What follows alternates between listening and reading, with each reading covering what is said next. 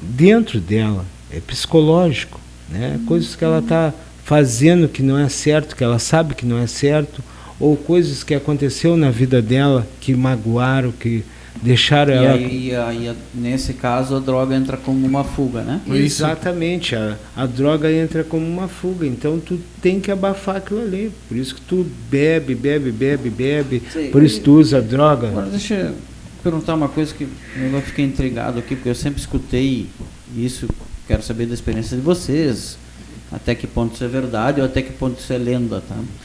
Eu sempre escutei muito falarem isso, né? Assim, no popular, né? Vamos dizer, que quem entra na droga para fugir de algum problema acaba ficando doente, acaba ficando mal e tal. E quem entra só para se divertir, não. Esse não tem problema, esse consegue se controlar. Isso é lenda ou tem algum fundo de verdade? Ou...